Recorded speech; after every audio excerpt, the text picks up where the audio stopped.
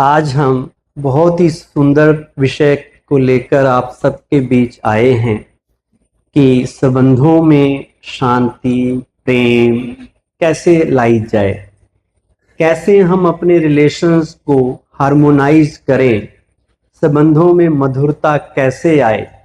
हम सब जब से जन्म लेते हैं और इस सृष्टि पे रहते हैं, कहीं ना कहीं किसी ना किसी संबंध के आसपास ही हमारा जीवन बीतता है। लेकिन जीवन में चाहे कोई भी रिलेशंस हो, पर्सनल रिलेशंस हो, प्रोफेशनल रिलेशंस हो, हम बहुत सी कठिनाइयों का भी कई बार सामना करते हैं। कई अप्स एंड डाउन, उतार एंड चढ़ाव आते रहते हैं। और हमारे जो रिश्ते जो सुख देने के लिए हैं, जो एक दूसरे की हेल्प करने के लिए हैं, सहयोग के लिए हैं, कई बार वही हमारे लिए टकराव का कारण बन जाते हैं, वही हमारे लिए तनाव का कारण बन जाते हैं।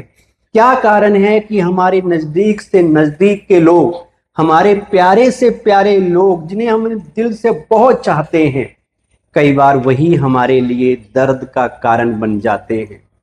क्यों नहीं आज संबंधों में वो आपसी तालमेल हो रहा? क्यों नहीं वो सम्मान, वो ट्रस्ट, वो विश्वास आज संबंधों में नहीं रहा? हम अपने आप से पूछें, आखिर भूल हुई है तो कहां हुई है? क्यों नहीं हम जीवन को एंजॉय कर पा रहे? क्यों नहीं संबंधों का आनंद ले रहे? बहुत सी बातें हैं। अगर मैं आपसे पूछना चाहूं तो आप मेरे को एक लंबी लिस्ट बता देंगे कि ये कारण हैं जिनकी वजह से हमारे संबंध आज उतने अच्छे नहीं हैं जितने अच्छे होने चाहिए।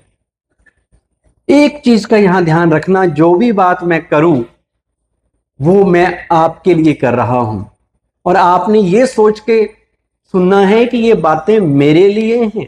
ऐसा नहीं कि ये बात मेरी सास कर ले, ये बात मेरे पति देव कर लें, ये बात हमारे बच्चे कर लें। नहीं, जो कुछ कहा जा रहा है केवल और केवल आपके लिए कहा जा रहा है।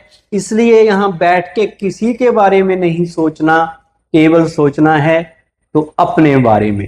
तो अब मैं आपसे पूछना चाहूंगा, क्या आप शेयर करेंगे कि क्या क्या प्रॉब्लम्स हैं हमारे जीवन में, क्या क्या समस्याएं आ जाती हैं रिश्तों में? हाँ जी, बताइए। मिसअंडरस्टैंडिंग, एक है मिस्टर डाउट और एक है मिस अंडरस्टैंडिंग। बात होती कुछ और है, हम समझते कुछ और है, और फिर उसके हिसाब से रिएक्ट कुछ और कर जाते हैं, तो गड़बड़ हो जाती है, कंफ्यूजन हो जाती है।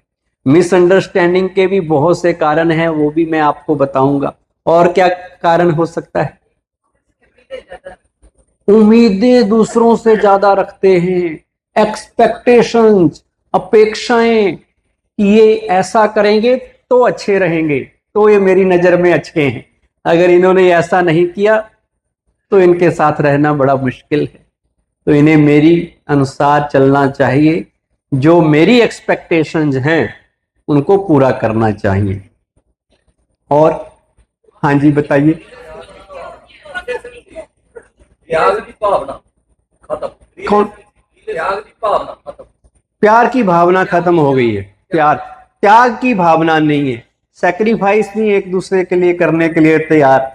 एक ने कुछ कहा तो दूसरा त्याग करके चुप रह जाए तो मामला ठंडा हो जाए। वो कहता है इसने कहा, मैं भी कहूंगा मैं कम हूं। और क्या कह रहे थे पीछे? ईगो कह रहे थे कोई। ईगो, अभिमान, अहम। जहां से अहम नहीं जाता वहां से रिश्ते चले जाते हैं। किसी ने कहा, अहम तो सब में होता है, अकड़ तो सब में होती है, पर झुकता वही है जिसे रिश्तों की फिक्र होती है। तो थोड़े से झुक जाओ, थोड़े से पोलाइट हो जाओ, थोड़े से हम्बल हो जाओ, क्या फर्क पड़ता है? और जिनके आगे आपने हम्बल होना है वो आपके अपने ही तो हैं, कोई ऐसे तो है नहीं कि वो पाकिस्तान के लोग हैं, वो अमेरिका के लोग हैं, आपके घर के ही लोग हैं, आपके परिवार के ही लोग हैं। तो उनके आगे झुक भी गए, हार मान ली तो बात खत्म। हमारे दादी जी जो संस्था के हेड रहे 50 साल तक, दादी प्रकाश मणि जी, वो एक बहुत अच्छी बात कहते थे। वो हेड थे, लेकिन वो कहते थे मैं कभी हेड अपने आप को समझती नहीं, हेड समझूंगी तो हेडेक हो जाएगी। वो पोलाइट रहते थे, झुक के चलते थे। एक बार हारमनी के ऊपर कॉन्फ्रेंस हो रही थी, तो उन्होंने कहा हारमनी का सिंपल सा मतलब है, लोग तो हिंदी में कहेंगे सद्भावना, पर असली में हारमनी मतलब मैंने हार मान ली, तुम जीते मैं हार गई, झगड़ा खत्म। तो हम थोड़ा सा झुक जाएं, थोड़े से विनम्र बन जाएं, क्या फर्क पड़ता है। अभिमान में तीनों गए, अभिमान में तीनों गए, धन वैभव और वंश, ना मानो तो देख लो रावण कौरव और कंस। तो अभिमान कभी भी सही चीज होती नहीं है। अभिमान के भी दो मीनिंग हैं। तो हम बात कर रहे थे संबंधों में आने वाली परेशानियों की। आपने बताया अभिमान, ईगो। अभिमान दो किस्म का होता है। एक अभिमान है कि अभी अभी मेरी बात मानी जानी चाहिए, जो मैंने कहा अभिमान, अभी अभी मानो, नहीं मानो तो मैं डिस्टर्ब हो जाऊंगा, मेरा ईगो हर्ट हो जाएगा। और एक अभिमान है कि मुझे अभी अभी मान मिल जाना चाहिए, मैंने कुछ अच्छा काम किया, मैंने कोई अच्छी बात कही तो तुरंत लोगों को मुझे रिस्पेक्ट देना चाहिए। तो रिस्पेक्ट की इच्छा, नाम मान शान की भूख, ये भी अभिमान का रूप है। और एक आई एम राइट, मेरी बात मानो, नहीं मानोगे तो भी मैं डिस्टर्ब हो जाऊंगा, ये दूसरा किस्म का अभिमान है। और बताइए क्या समस्या है। जेलसी, जेलसी बहुत हो गई, ईर्ष्या। ऐसे तो लोग एक बार जलते हैं जब मृत्यु होती है, पर ईर्ष्या की अग्नि में जलते ही रहते हैं। आगे दूसरा बढ़ रहा है, हार्ट अटैक यहां हो रहा है, आग यहां लग रही है, दूसरा आगे बढ़ रहा है, अरे वो कामयाब हो रहा है, अच्छी बात है।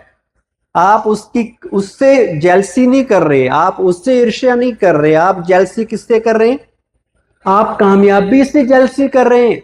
तो अगर आप कामयाबी की से जेलसी करेंगे तो कामयाबी की देवी आपके पास कभी नहीं आएगी। इसलिए अगर कोई भी व्यक्ति आगे बढ़ता है, सक्सेसफुल होता है, आपको खुश होना है। अगर आप खुश होते हैं तो वो कामयाबी आपकी तरफ भी कभी ना कभी आ जाएगी। और अगर आप उससे परेशान हुए तो कभी भी कामयाबी, सफलता, सक्सेस आपकी तरफ नहीं आएगी। और बताइए। एडजस्टमेंट की कमी, संस्कार मिलाना नहीं जानते। और एडजस्टमेंट इसलिए नहीं होती क्योंकि हम एक दूसरे को एक्सेप्ट नहीं कर पाते, स्वीकार ही नहीं कर पाते। हस्बैंड वाइफ की शादी हुई, पहले कभी कभी मिलते थे तो अच्छे लगते थे, अब इकट्ठे रह रहे हैं तो पता चला कि इनमें तो ये भी बुराई है, इनमें ये भी बुराई है। जो हमने सोचा था उसके उल्टे नजर आ रहे हैं। हमने सोचा था मिस्टर परफेक्ट मिलेंगे, मिल गए थोड़े डाउट कम वाले। अब मिस्टर परफेक्ट कोई होता नहीं है, तो अब वो ऐसे नहीं हैं, तो फिर क्या होगा, उनको एक्सेप्ट करना मुश्किल हो जाता है। और जब एक्सेप्टेंस नहीं होती तो फिर एडजस्टमेंट की प्रॉब्लम आती है। हम समझ नहीं पाते कि हर व्यक्ति अलग है।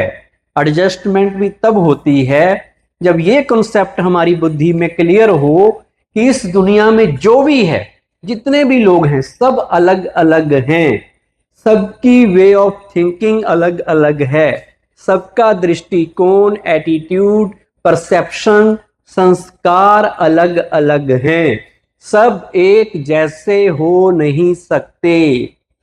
तुलसी इस संसार में भांति भांति के लोग, सबसे हंस मिल बैठिए नदी नाव संजोग। सब अलग अलग हैं। Variety is the beauty of this world. सब एक जैसे हो ही नहीं सकते। क्यों नहीं हो सकते? क्योंकि सबके संस्कार अलग हैं। संस्कार अलग क्यों हैं? क्योंकि हर आत्मा यहां पर अलग अलग यात्रा करके पहुंची है। जिन लोगों के साथ आप रहते हैं, जो आपके परिवार के लोग हैं, आपके बच्चे हैं, आपको लग रहा है कि ये तो मेरे बच्चे हैं, इनके संस्कार मेरे से अलग क्यों हैं? आपस में तो दोनों के अलग अलग हैं, दो बच्चों के, पर कई बार वो संस्कार पेरेंट्स से भी अलग होते हैं। वो इसलिए होते हैं क्योंकि हर आत्मा एक लंबी जर्नी करके यहाँ आई है। वो जर्नी कई जन्मों की हो सकती है। अलग अलग जन्म में अलग अलग पेरेंट्स, अलग अलग धर्म, अलग अलग सर्कमस्टांसिस, अलग तरह का एनवायरमेंट था जहां से उन्होंने नए अपने तरह के संस्कार डेवलप किए। अब वो संस्कारों के साथ आत्मा कर्म और संस्कार साथ लेके जाती है।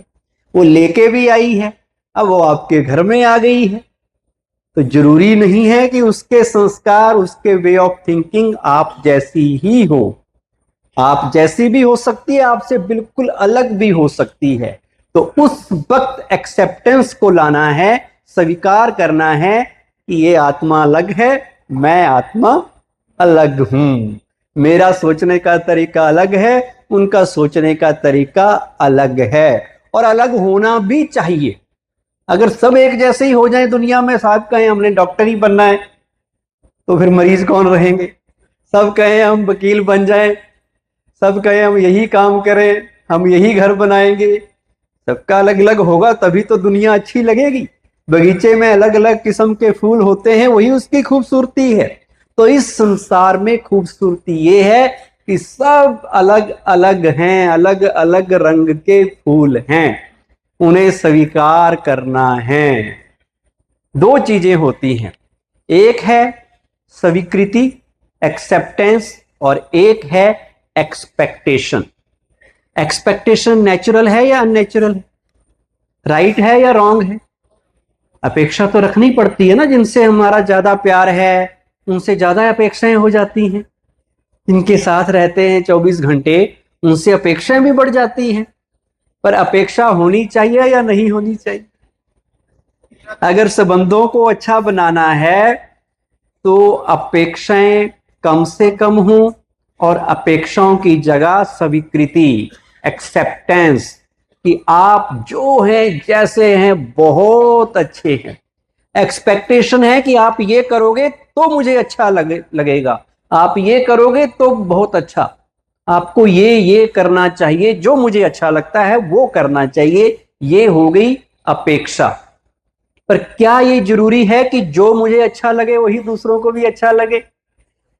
और अच्छा लगे भी तब भी उनकी कैपेसिटी है काम करने की, तब भी उनकी क्षमता है ना। सबकी क्षमता अलग अलग है। तो क्या ये जरूरी है दूसरे मेरी अपेक्षाओं के अनुसार ही काम करें? जरूरी है?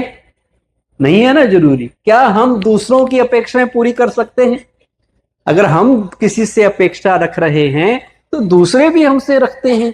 क्या हमारे लिए ये पॉसिबल है कि हम सबकी अपेक्षाएं पूरी कर सकें? नहीं कर सकते।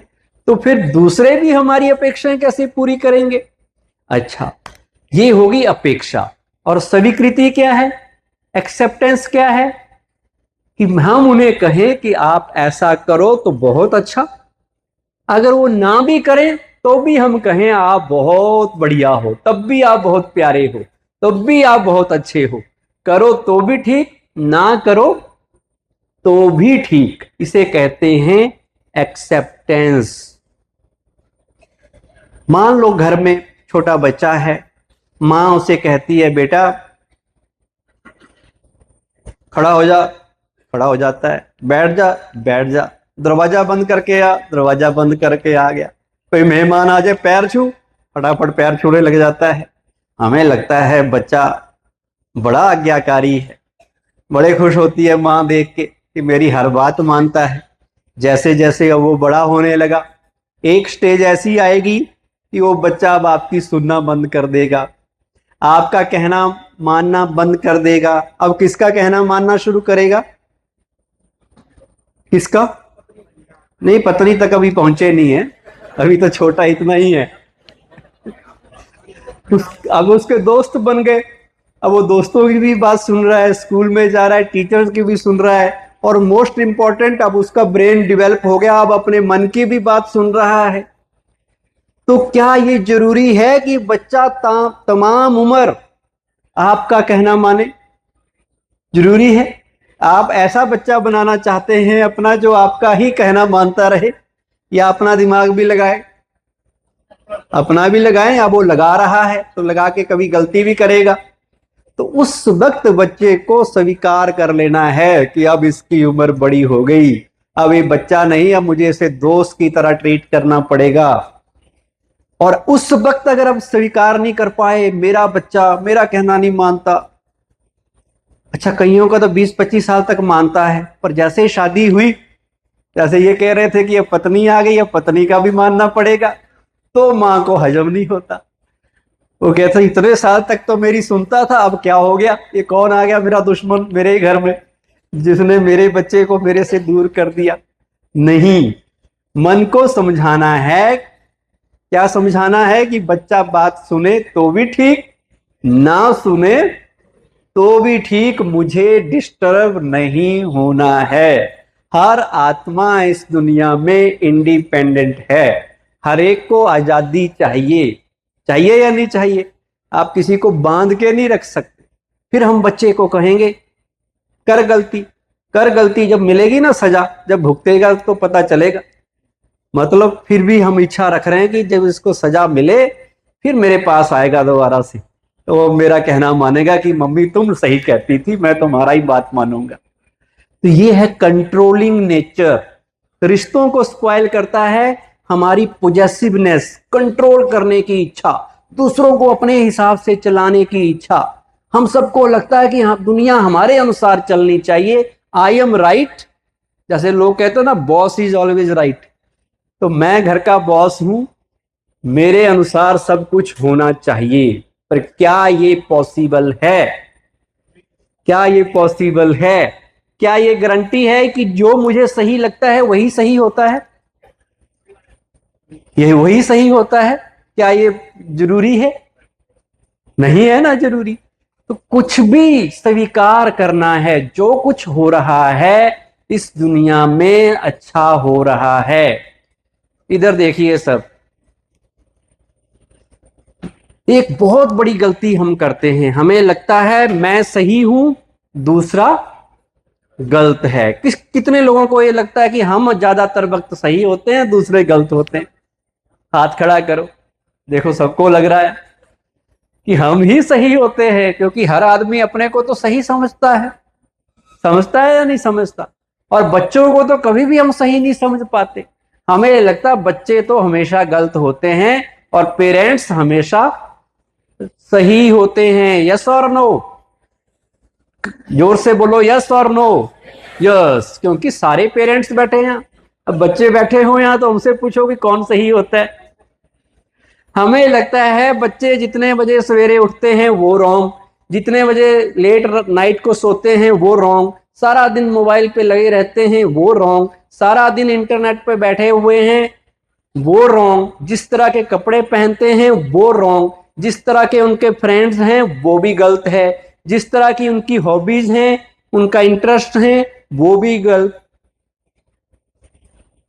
तो सारा दिन कौन सी एनर्जी बच्चों को दे रहे हैं? You are wrong, you are bad, तुम सही नहीं हो। तो फिर बच्चों से भी आपकी तरफ कौन सी एनर्जी आएगी? जो देंगे वही तो वापस आएगा। बच्चे भी कहेंगे रॉन्ग हम नहीं, रॉन्ग आप हैं, आप एडवांस नहीं है, आप मॉडर्न नहीं है। फिर आप कहेंगे शायद ये जनरेशन गैप है, उसकी वजह से हो रहा है। जनरेशन गैप भी नहीं है, केवल और केवल सोचने के तरीके का फर्क है। तो उस वक्त एक्सेप्टेंस लानी है कि बच्चे जो हैं जैसे हैं तो हमारे, और जो कर रहे हैं वो भी उनका कसूर नहीं है। अब वो सारे देखेंगे कि सब फास्ट फूड खाते हैं बच्चे, उनके दोस्त खा रहे हैं, तो वो भी आपको कहेंगे कि जी आपने तो घर में बैंगन बना दिया, कद्दू की सब्जी बना दी, लोग तो बर्गर खा रहे हैं, लोग तो कुछ और खा रहे हैं बढ़िया बढ़िया चीजें, तो हमें भी चाउमीन बनाओ। और आप कहेंगे ये फास्ट फूड क्यों खा रहे हैं? तो टकराव होगा या नहीं होगा? तो ये बात समझने की कोशिश करनी है कि बच्चे रॉन्ग नहीं हैं। किसी भी रिलेशन में जो कुछ कोई कर रहा है अपने नजरिए से तो सही ही कर रहा है।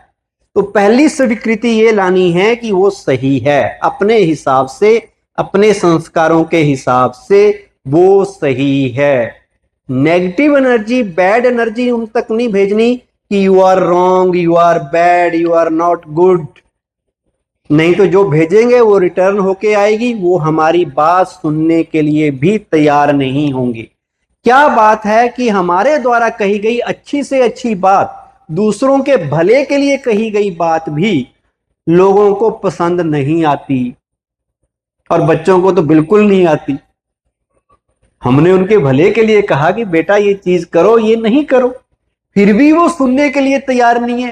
फॉलो करना तो अगली बात, क्योंकि हमने मन में उनके लिए नेगेटिव सोच के बात कही, और नेगेटिव सोच यही कि you are wrong, you are bad, तुम सही नहीं हो। तो पहले दूसरे की बात को सम्मान दीजिए। अगर किसी को आपने कंट्रोल करना है, कंट्रोल तो कर नहीं सकते, किसी को चेंज करना है, पॉजिटिव चेंज किसी में लाना है, तो बेस्ट वे है पहले उन्हें स्वीकार करो कि तुम जो हो, जैसे हो, बहुत अच्छे हो। उनकी बात को रिस्पेक्ट दो, उनकी हॉबी को, उनकी हैबिट को रिस्पेक्ट दो। फिर वो आपके साथ थोड़ा सा कोऑर्डिनेशन में आएंगे, थोड़ा सा उनको अच्छा फील होगा। उनको अप्रिशिएट करो उनके गुड क्वालिटीज के लिए। उसके बाद उन्हें प्यार से थोड़ा सा कह दो ये बात ऐसे नहीं, ऐसे करो तो बहुत अच्छा होगा। तो वो बात फिर आपकी मानने के लिए भी तैयार होंगे, उसे फॉलो करने के लिए भी तैयार होंगे। सपोज मैं आपसे पूछूं आप कितने बजे उठते हैं सवेरे? यहां नहीं, घर में नॉर्मली 6 o'clock। और मैं कितने बजे उठता होऊंगा? 3:30 बजे। देखा, सबने मेरे लिए अलग अलग पैमाने बनाए हुए हैं। कोई 3:30 कह रहा है, कोई 4 कह रहा है। सपोज मैं 4 बजे उठता हूं। अब मैं चाहता हूं कि मैं आपको चेंज करूं।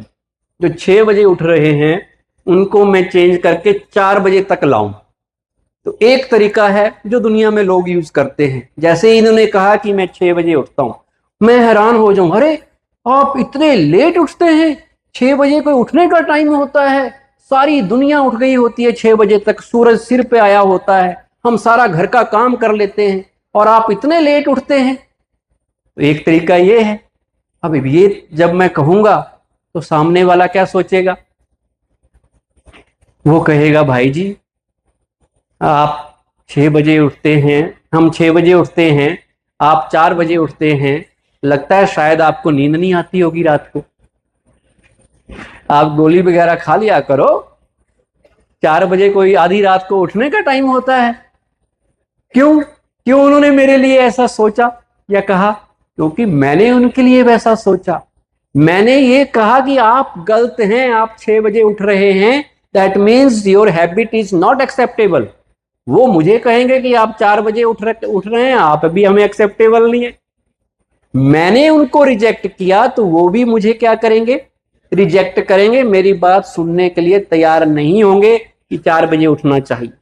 और दूसरा तरीका है, मैं इनको कहूं वेरी गुड, 6 बजे बहुत अच्छा है, आपके लाइफस्टाइल के हिसाब से 6 बजे आप उठते हैं, बहुत अच्छी बात है। लोग तो 8 बजे तक नहीं उठते, आप तो 6 बजे भी उठ जाते हैं। फिर मैं धीरे से कहूं कि कभी कभी आप वैसे बहुत बिजी रहते हैं, आप टाइम आपके पास कम होता होगा, पर फिर भी कभी संडे के दिन थोड़ा जल्दी सो जाना और सवेरे 4 बजे उठ के देखना, कितना मजा आएगा।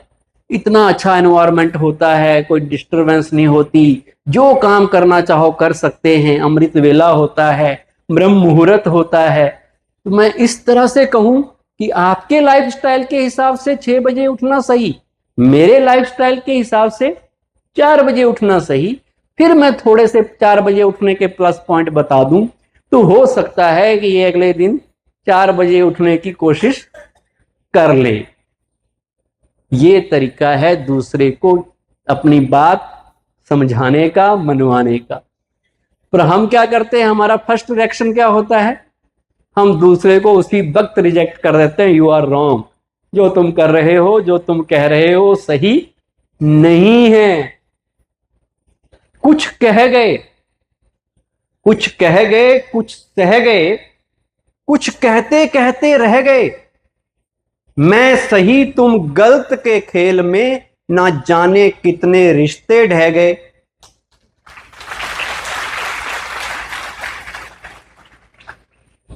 तो बस मैं सही, मैं भी सही, तुम भी सही। एक बहुत अच्छी कहानी मैं सुनाता हूं। एक गुरुजी थे, गुरुजी के 3 चेले सामने बैठे हुए थे। गुरुजी से बात करने लगे तो पहले शिष्य कहता, गुरुजी ये बात ऐसे नहीं, ऐसे होनी चाहिए। गुरुजी ने कहा, यू आर राइट, तुम सही कह रहे हो। दूसरे चेले ने कहा, गुरुजी ऐसा थोड़ी होता, ये बात ऐसे नहीं, ऐसे होनी चाहिए। गुरुजी ने कहा, यू आर राइट, तुम भी सही हो। अब तीसरा चेला खड़ा हो गया, कहता, गुरुजी एक बात की कंफ्यूजन। कहते, बताओ। कहता, गुरुजी इसने कहा कि ये बात ऐसे होनी चाहिए, आपने कहा तुम सही। दूसरे ने कहा कि ये बात ऐसे नहीं, ऐसे होनी चाहिए, तो आपने उसको भी कह दिया कि तुम सही। अब गुरुजी या तो ये सही होगा या वो सही होगा, दोनों कैसे सही हो सकते हैं? गुरुजी ने उसकी ओर देखा, लंबी दृष्टि देते हुए कहा, यू आर ऑल्सो राइट, तुम भी सही हो। तो जीवन को सुगम बनाना है, आसान बनाना है, रिश्तों को अच्छा करना है, तो क्या कहना है आज से? तुम भी सही। जिससे भी मिलो उसको कहना, आप बहुत अच्छे हैं। कह सकते हो? अभी कह के दिखाओ। आपका जो साथी है उसकी तरफ हाथ मिलाओ, अपने साथी से हाथ मिलाते हुए कहो, यू आर वेरी गुड, तुम बहुत अच्छे हो। कहो कहो सब, कहो सब, कहो, हाथ मिलाते हुए कहो, आप बहुत अच्छे हैं। अब देखो, जिसको आपने कहा आप बहुत अच्छे हैं, उसने क्या जवाब दिया आपको? उसने भी यही कहा ना, ये आप भी बहुत अच्छे हैं। ये दुनिया कॉपी करती है एक दूसरे को। हम किसी को गलत कहेंगे, दूसरा भी हमें गलत कहेगा। तो बेटर ये है कि हम कहें आप भी अच्छे। आप सुनना क्या पसंद करते हैं? कि लोग आपको अच्छा इंसान समझें। तो अच्छा समझेंगे तो अच्छा तब समझेंगे जब आप दूसरे को अच्छा समझेंगे। मेरे एक दोस्त हैं, वो बताते हैं कि कभी पुलिस वाले ने मुझे तंग नहीं किया आज तक जीवन में। मैं क्या, आपको कैसे नहीं तंग किया? कहते, जी मैं उनके लिए बड़ा अच्छा सोचता हूँ कि देखो रात दिन अपना काम कर रहे हैं, कितनी डिफिकल्ट हालात में खड़े हैं। कहते एक बार गलती से, एक बार कहते एक ने मेरी गाड़ी रोक दी थी। जैसे गाड़ी रोकी और मेरे पास आया, कहते जाओ जी जाओ, आप तो जाओ। मैं कि ये कैसे हुआ? कहते मैं उनके लिए पॉजिटिव सोचता हूँ। तो पॉजिटिव सोचता हूँ तो उन तक वाइब्रेशन जाते हैं, और वो क्या सोचते हैं? वो सोचते हैं भला आदमी है भाई, इसको रोक के क्या करेंगे। और हम पहले ही सोच रहे पुलिस वाला सामने खड़ा है, अब तो नंबर लगेगा, ये तो कुछ ना कुछ मांगेगा, कुछ ना कुछ गड़बड़ होगी। तो फिर जो सोचेंगे वही तो होता है। संकल्प से सिद्धि होती है। जो संकल्प आपने कर लिया वो एक ना एक दिन होके रहेगा। इसलिए अच्छे अच्छे संकल्प, अच्छे अच्छे थॉट लाने हैं। कोई व्यक्ति अच्छा नहीं भी है तो भी क्या आप उसके लिए अच्छा सोच सकते हो?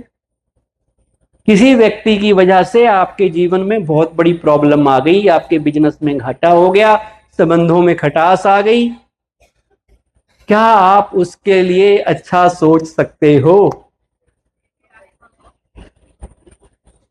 बताओ।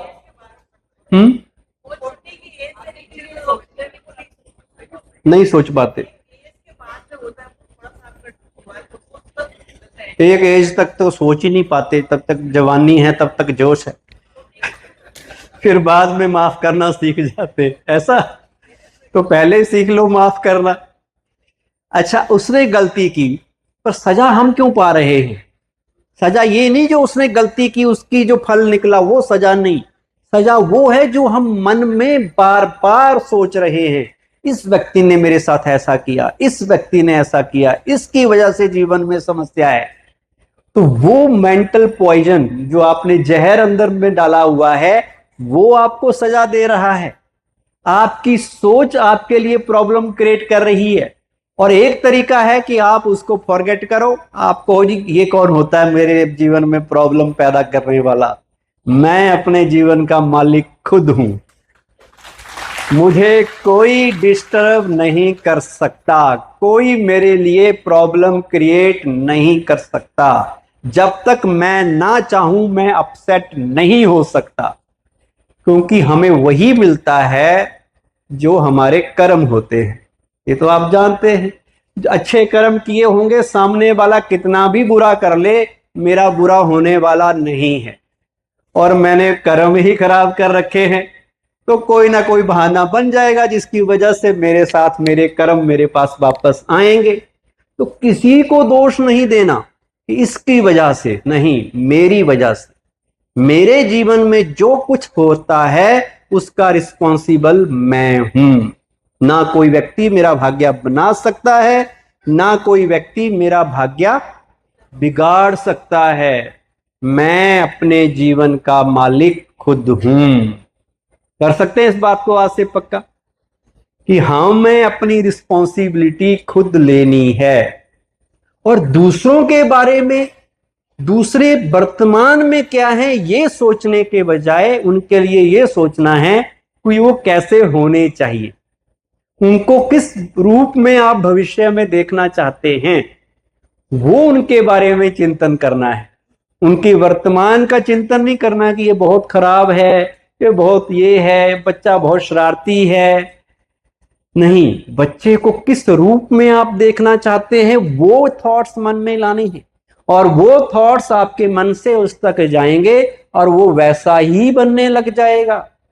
अगर आप अपने बच्चे को अच्छा बच्चा बनाना चाहते हैं तो आपको मन में यही थॉट लाने हैं, मेरा बच्चा तो अच्छा बच्चा है, मेरा बच्चा तो राजा बच्चा है, मेरा बच्चा बहुत आज्ञाकारी है, मेरा बच्चा बहुत इंटेलिजेंट है। चाहे वो डफर है तो उसके वर्तमान रूप का चिंतन नहीं करना कि ये तो नालायक है, ना उसको चिंतन में लाना, ना बोल के करना। कई लोग तो बोल भी देते हैं कि ये तो निखट्टू है, ये तो मूर्ख है, इसको कुछ अक्ल नहीं है। अब आप ही उसके लिए ऐसा कहेंगे? आप तो उसके भगवान हैं। पेरेंट्स तो बच्चे के लिए सब कुछ हैं, और आपके द्वारा, आपके मुख से निकले हुए शब्द उसके लिए वरदान भी बन सकते हैं, श्राप भी बन सकते हैं।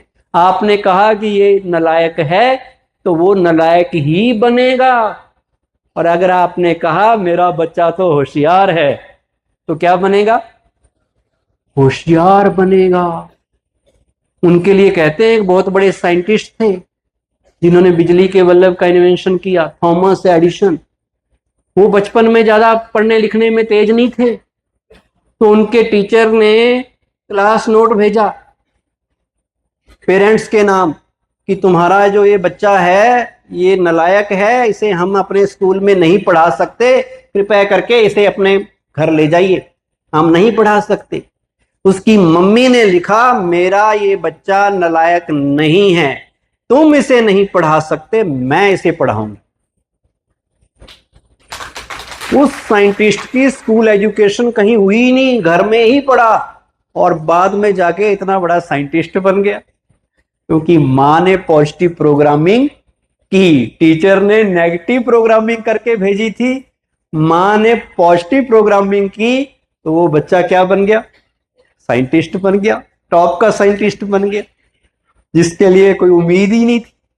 तो ऑलवेज हमारे मुख से जो बातें निकले ना, बड़ी पॉजिटिव निकलनी चाहिए। अगर संबंध अच्छे बनाने हैं, हम कहते हैं ये ऐसा ऐसा करते हैं, पर हम अपने से पूछें मैं उनके लिए क्या क्या सोचता हूं। वो क्या करते हैं वो थॉट मन में ना लाके मुझे उन्हें, उनके बारे में वो थॉट लाना है जो होना चाहिए, जो आप एक्सपेक्ट करते हैं कि उनको ऐसा होना चाहिए, वो पॉजिटिव थॉट्स लाने, तो उससे पॉजिटिव रिजल्ट आएंगे। आप में से कोई है जो नेगेटिव लाइन बोल के दूसरे को सुधारने की कोशिश करते हैं, नेगेटिव स्टेटमेंट देके? बहुत है, सारे ही हैं। आप लोग क्यों किनारे जाके बैठ गए? कोई आ रहे हैं? अभी तक तो आए नहीं। कोई बात नहीं, आ जाएंगे। तो नेगेटिव लाइन बोल के, किसी को क्रिटिसाइज करके, किसी की आलोचना करके क्या कभी कोई सुधरा है? फिर हम क्यों नेगेटिव लाइन बोलते हैं? सपोज हमारे बच्चे हैं, हमें लगता है कि इससे वो डिसिप्लिन में आ जाएंगे, हमने उनके लिए कोई नेगेटिव स्टेटमेंट जारी कर दी, क्रिटिसाइज किया। अब वो बात सुन के बच्चा अपने मन में एक चित्र बनाएगा, वो कहेगा अच्छा मैं ऐसा हूं। आपने कहा मेरा बच्चा तो हीरो है, तो वो कॉलर थोड़ा ठीक करके उस खुशी में आ जाएगा मैं हीरो हूं। और आपने कहा ये तो नालायक है, ये तो निखट्टू है, किसी काम का नहीं है, बहुत स्लो है, कोई काम तुम ठीक से नहीं करते, जो काम करते हो खराब हो जाता है, तुम रहने दो, तुमसे नहीं होगा। तो उसके मन में क्या भावना बैठी? मेरे से कोई काम सही नहीं होता, मैं जो भी काम करता हूं गड़बड़ हो जाती है। अब वो कोई काम नया करने की कोशिश ही नहीं करेगा, ना बचपन में कर पाएगा, ना वो जब बड़ा भी हो जाएगा तब भी उसका माइंड यही होगा कि नहीं नहीं मैं कुछ नहीं करूंगा भाई, कहीं गलती ना हो जाए। तो किसने सिखाया ये गलत चीज? किसने सिखाई? पेरेंट्स ने। Parenting is very big responsibility, it's not ordinary thing. अगर आप पेरेंट्स हैं, बहुत बड़ा भार आपके कंधों पे है, बच्चों को सही प्रोग्रामिंग करना, सही संस्कार देना, सही आदतें सिखाना। आपने तो ऐसे ही कह दिया ये सोच के कि सुधर जाएगा, इसको नालायक बोलेंगे तो शायद पढ़ने लग जाएगा। नहीं, कभी भी नेगेटिव स्टेटमेंट से कोई चेंज नहीं होता। चेंज हो सकता है जब आप उसके लिए पॉजिटिव बोलेंगे, पॉजिटिव सोचेंगे, तो उसको चेंज होने की थोड़ी सी शक्ति मिलेगी। चाहता तो वो भी है, कौन चाहेगा कि मैं नालायक बन के रहूं, पर उसमें शक्ति नहीं है या उसके संस्कार उस लेवल के नहीं है। तो उसको एम्पावर करना आपका काम है, ना कि क्रिटिसाइज करना। उसको शक्ति देने का तरीका है उसके लिए पॉजिटिव सोचना और पॉजिटिव बोलना, नहीं तो उसका मोरल डाउन हो जाएगा। आपके कहे गए शब्द उसके लिए ब्रह्मास्त्र का काम करेंगे। कितनी कोचिंग दे दो, कितनी ट्यूशन लगा दो, वो बच्चा पढ़ाई में होशियार नहीं होगा, क्योंकि आपने सर्टिफिकेट दे दिया उसको कि तुम नालायक हो। और उसके बजाय तुम बच्चे को कहो, अगर उससे कोई काम सही ना हो तो आप कहो तुम कर सकते हो। जब दूसरे कर सकते हैं तुम क्यों नहीं कर सकते? तुम कर सकते हो, तो वो बच्चा अपनी कैपेसिटी से ज्यादा अच्छा करेगा। आपके शब्द मोटिवेटिंग होने चाहिए, डीमोटिवेटिंग नहीं होनी चाहिए। बच्चे का उत्साह डाउन करने वाले नहीं होने चाहिए। और कई बार हम कंपैरिजन का भी सहारा लेते हैं, किसी को सोचते हैं कंपैरिजन करके दूसरा इंस्पायर हो जाएगा। ये भी गलत फहमी है। हम कहेंगे देखो तुम्हारे तो 68% मार्क्स आए, देखो तुम्हारे भाई के, तुम्हारी बहन के, तुम्हारे फ्रेंड के 95% मार्क्स आए, देखो तुम कैसे हो, वो कितना इंटेलिजेंट है, वो कितना स्मार्ट है, तुम बोलते ही नहीं हो, नीडर वो कितना बोल्ड है। हमेशा बच्चों की, कहीं बच्चों की भी, हस्बैंड की भी करते रहते हैं कई कंपैरिजन, तो कई वाइफ की भी करते रहेंगे दूसरी लेडीज के साथ। तो ये कंपैरिजन की आदत भी सही नहीं है।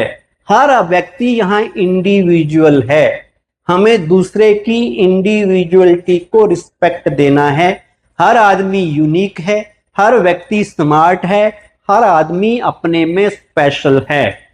There is no need to compare anyone with any other person. किसी को भी तुलना नहीं करनी।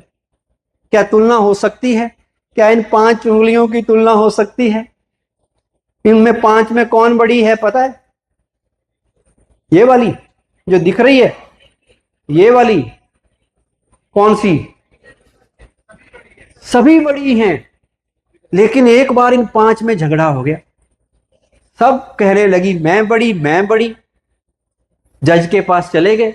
सबसे पहले ये छोटी उंगली, छोटे ज्यादा बोलते हैं, शोर मचाते हैं, इसने हाथ खड़ा कर दिया, जी मैं बड़ी हूं। तुम कैसी बड़ी? Little finger. कहती जी श्री कृष्ण जी ने जब गोवर्धन पर्वत उठाया, किस पे उठाया था? मेरे ऊपर उठाया था, मैं बड़ी हूं। उसके बाद ये बीच वाली, उसके बाद क्या बोलते हैं इसको, रिंग फिंगर। कहती जब रिंग सेरेमनी होती है तो रिंग कहाँ पहनाई जाती है? जब किसी को युद्ध में जा रहा हो और तिलक लगाना हो, किस उंगली से लगाते हैं? मुझसे लगाते हैं, इसलिए मैं बड़ी। फिर बीच वाली आई, वो कहने लगी मैं बड़ी हूं। कहते सांच को आंच क्या, पर प्रत्यक्ष को प्रमाण की क्या जरूरत, मैं तो देखने में बड़ी हूं इसलिए मैं बड़ी हूं। अब बीच में ये आई फर्स्ट वाली फोर फिंगर, ये कहने लगी जितने भी धर्म स्थापक आए, महात्मा आए, सबने कहा गॉड इज वन, ऊपर की ओर इशारा किया। किस उंगली से किया? मुझसे तो किया, इसलिए मैं बड़ी हूं। अब लास्ट में नंबर आया अंगूठे का, उसने अपना साइज देखा और कहने लगा कि मैं तो देखने में भी बड़ा नहीं हूं, क्या किया जाए। पर उसने भी हार नहीं मानी, कहता जी असली में तो मैं ही बड़ा हूं। कहते तुम कैसे बड़े? कहते जब किसी को पढ़ना लिखना नहीं आता तो किससे काम चलाते हैं? तो मैं बड़ा। अब पांचों जज के पास गए, जज ने कहा भाई बड़ा कॉम्प्लिकेटेड केस है, कैसे डिसाइड किया जाए कौन बड़ा है? जज ने कहा एक थाली लाओ, उसमें बूंदी रखवा दी गई, कहे इस बूंदी से अब लड्डू बनाने, और सबने अकेले अकेले बनाने हैं। अब बताओ बनेगा लड्डू? जो कहता मैं सबसे बड़ा वो पहले बना दे, लेकिन बड़ा होने पर भी बना नहीं सकता। लड्डू तो तब बने जब पांचों के पांचों काम करें। तो क्या मैसेज है? Union, unity is strength, unity भी है और सबकी वैल्यू है। किसी भी संगठन में, किसी भी परिवार में सबकी वैल्यू है। ये नहीं है कि सब हम आगे हैं दूसरे पीछे हैं, नहीं। कोई देखने में छोटा हो सकता है पर काम का वो भी है।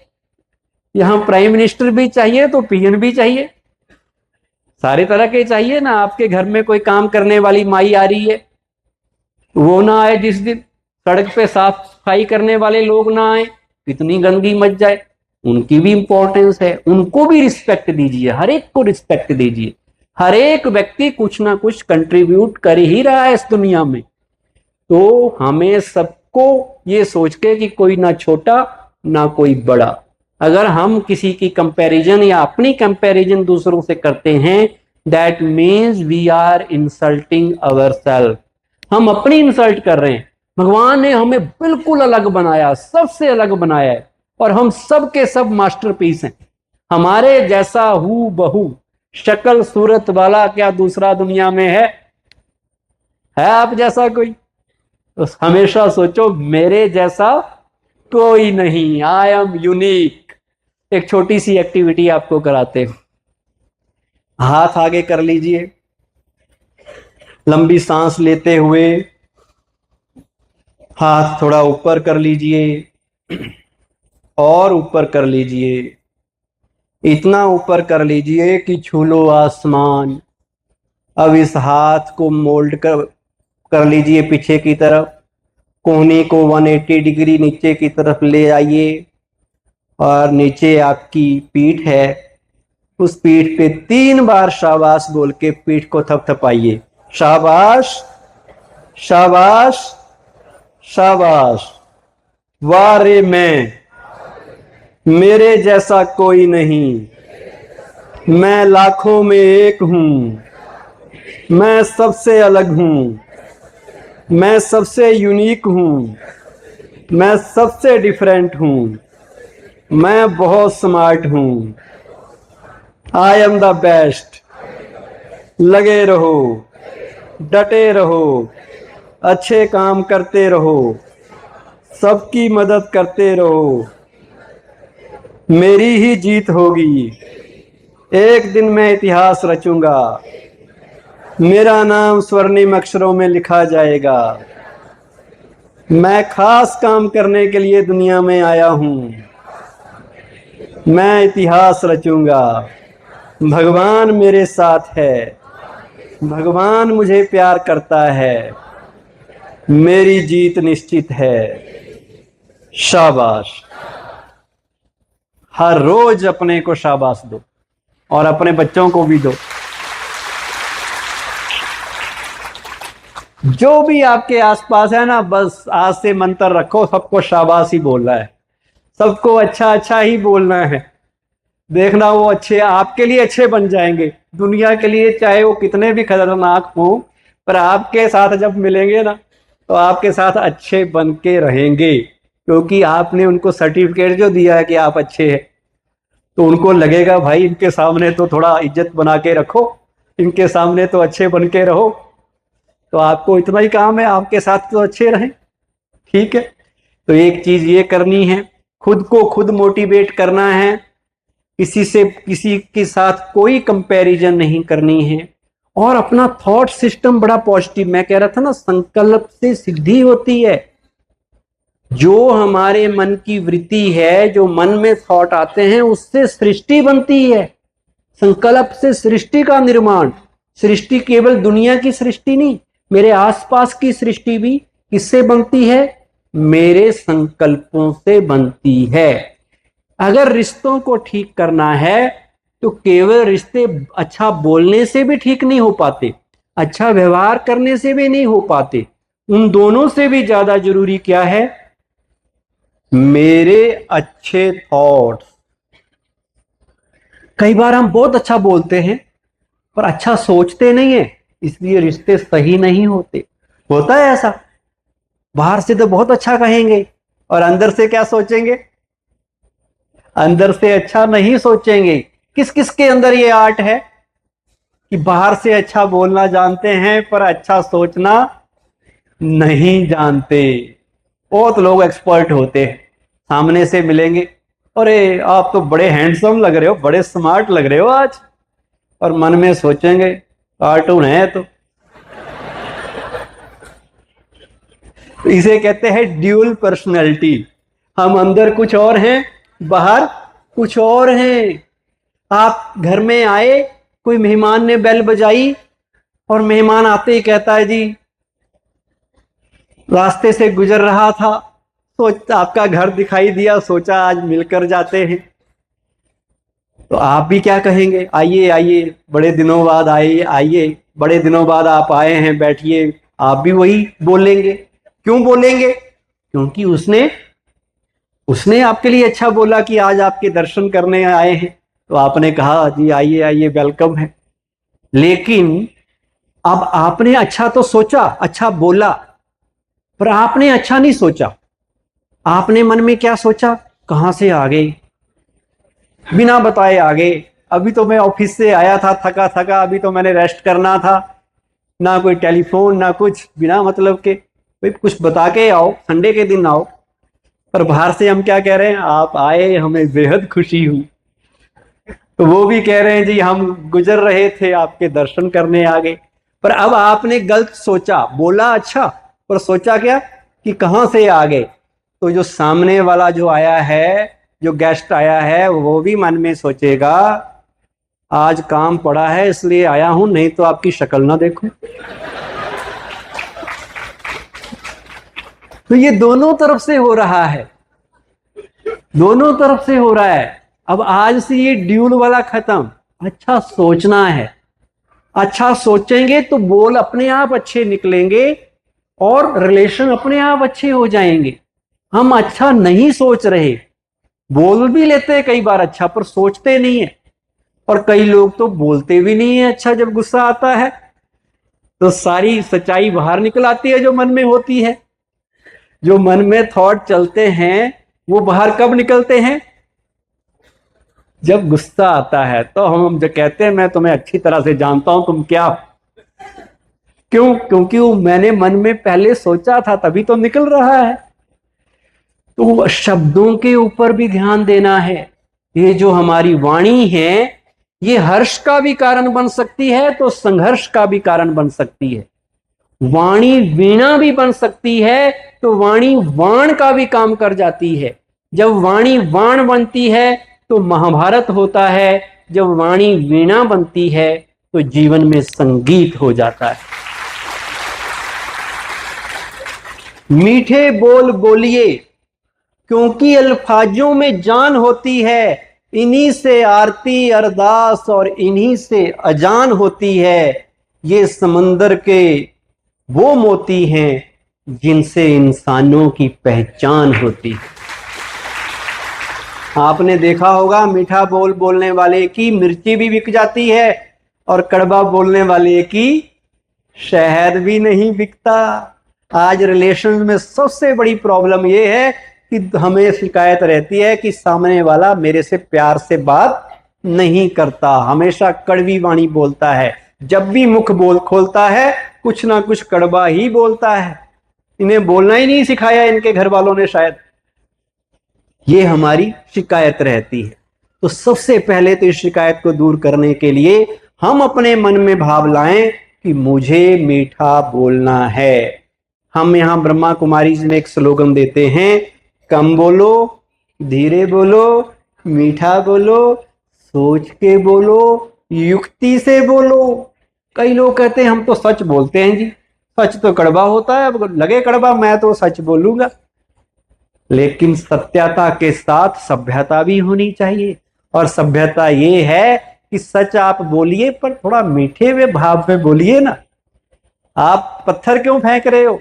अटल बिहारी वाजपेयी जी जो हमारे प्राइम मिनिस्टर रहे, उनके लिए लोग कहते थे, जब भी वो विरोधियों के लिए भी अगर कुछ बोलते थे तो उनके लिए भी ऐसे बोलते थे और उनकी आलोचना करनी हो जैसे छोटे पत्थर को मुलायम मुलायम रेशम के कपड़े में बांध के फिर उनकी ओर फेंक रहे हो, ताकि इनको चोट भी ना आ जाए और काम भी हो जाए।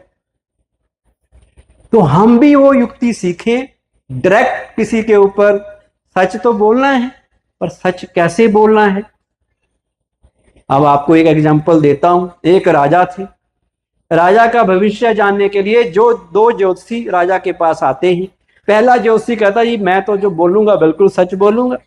वो राजा की हाथ की रेखा देख के कहता, महाराज आपके भाग्य में तो बहुत दुख लिखे हैं, आपके सामने आपके पूरे परिवार की मौत हो जाएगी, एक एक करके सारे सदस्य आपके सामने चले जाएंगे और अंत में आपको भी मरना पड़ेगा, आप भी खत्म हो जाएंगे।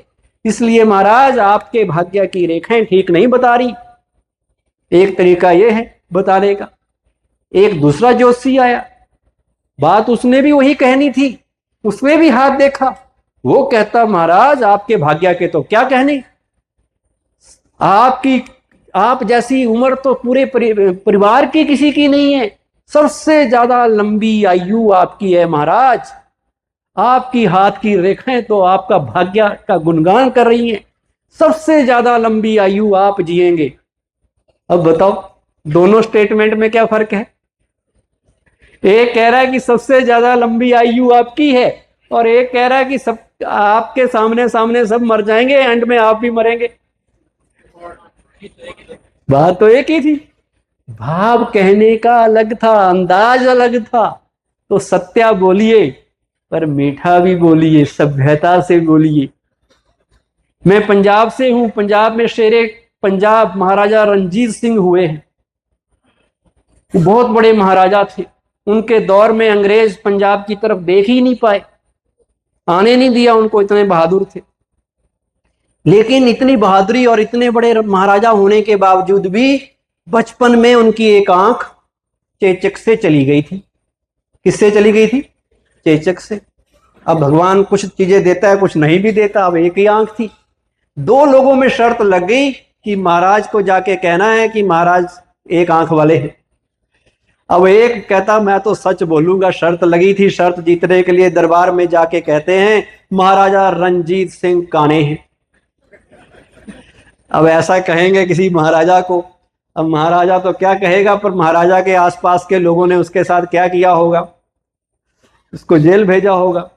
और दूसरा व्यक्ति बड़ा समझदार था, वो जाके कहता है धन्य हो महाराजा रणजीत सिंह जो सबको एक आंख से देखते हैं, जो सबको एक नजर से देखते हैं। मतलब उनके लिए हिंदू मुस्लिम सब सिख सबके लिए एक जैसी नजर है, किसी से कोई भेदभाव नहीं। तो वो चीज तारीफ में काम आई और वो चीज बुराई वाली थी।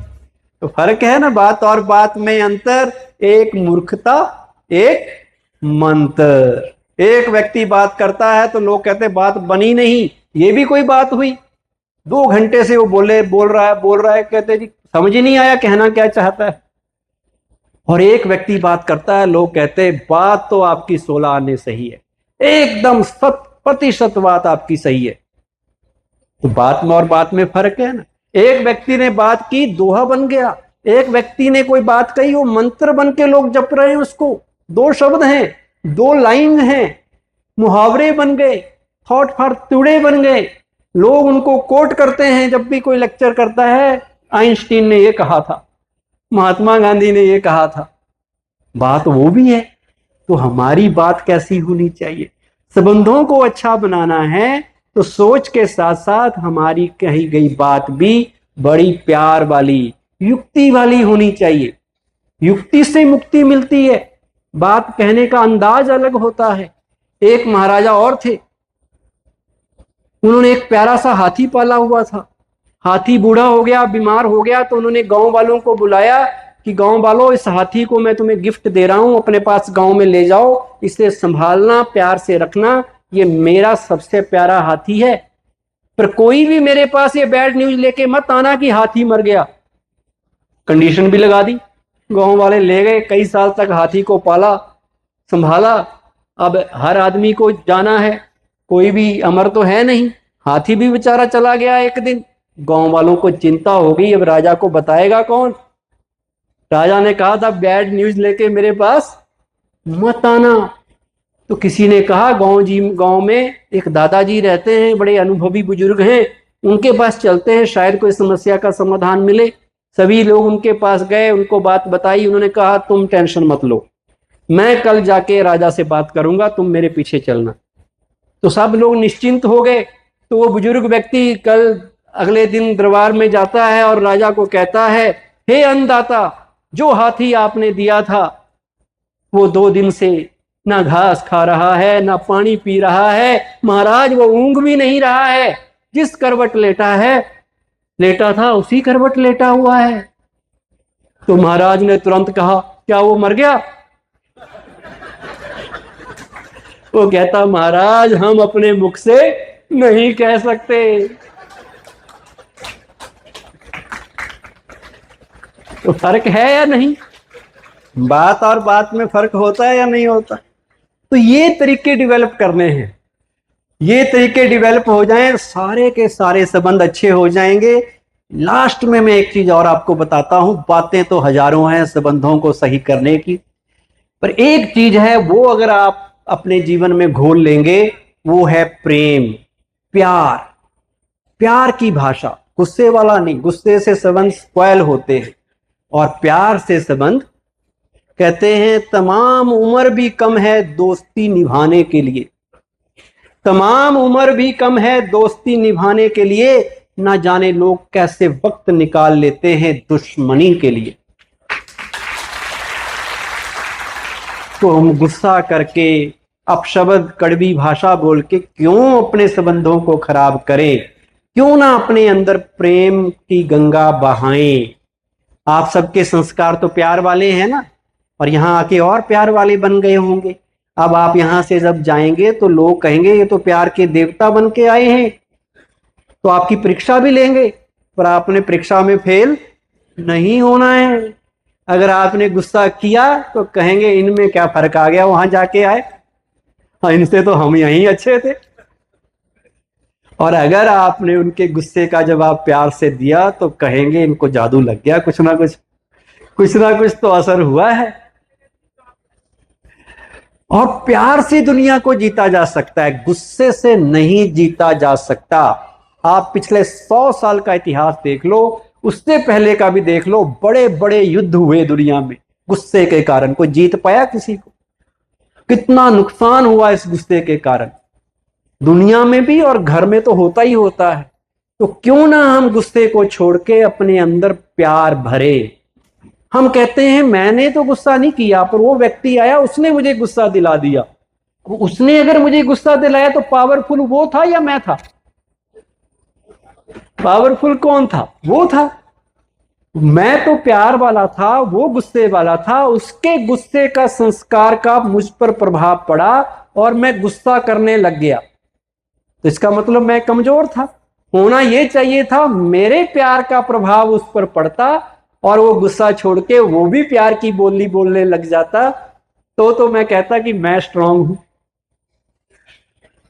तो हमें प्यार से इसलिए बात करनी है क्योंकि प्यार से बात करना हमें अच्छा लगता है, हमें अपनी खुशी को मेंटेन करके रखना है, हम डिस्टर्ब नहीं हो सकते, इसलिए हमें प्यार से बात करनी है।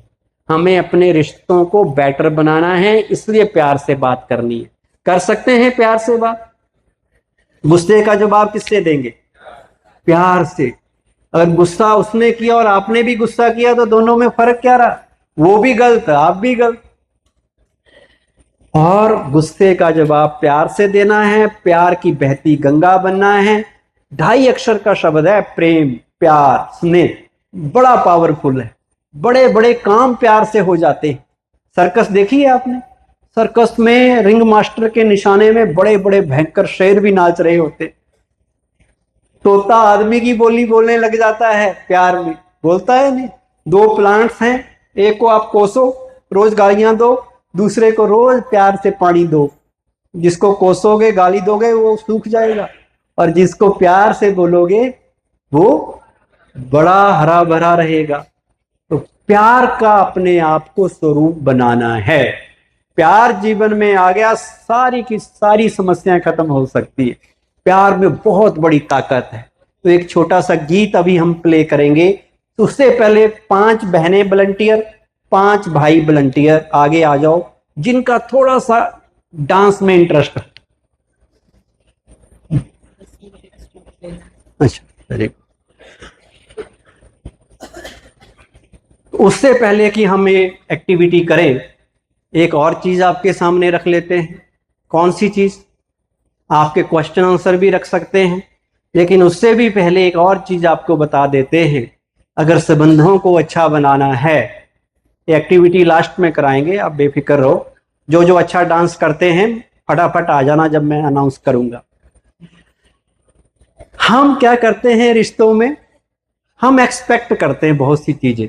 एक एक्सपेक्टेशन ये भी है हमारी कि जो संस्कार मेरे अंदर है, जो गुड क्वालिटी, जो विशेषताएं मेरे अंदर हैं, वो दूसरों के अंदर भी होनी चाहिए। सोचते हैं, कौन कौन सोचता है कि मैं सच बोलता हूं तो जो मेरे आसपास है उनको भी सच बोलना चाहिए? सबके अंदर है ना ये एक्सपेक्टेशन। ठीक, होती है नेचुरल। हम ऑनेस्ट हैं, दूसरे भी ऑनेस्ट होने चाहिए। हम पंक्चुअल हैं, दूसरों को भी पंक्चुअल होना चाहिए।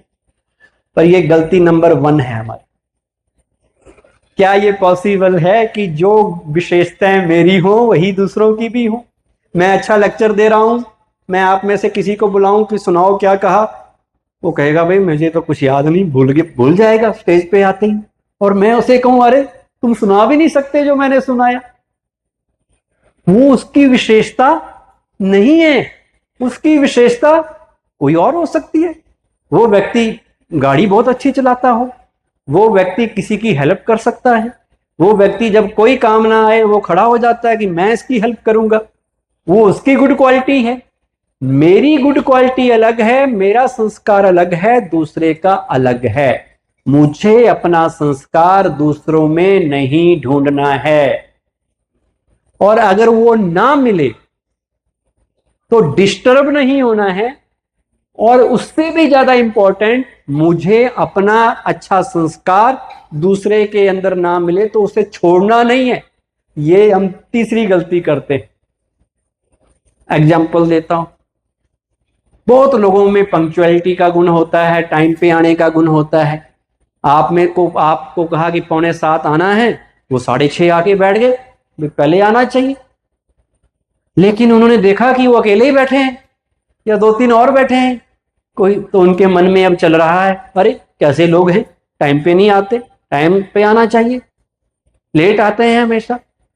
वो तो पंक्चुअल हैं, पर जब उनको पंक्चुअलिटी का गुण दूसरों में नहीं मिल रहा तो डिस्टर्ब कौन हो रहे हैं?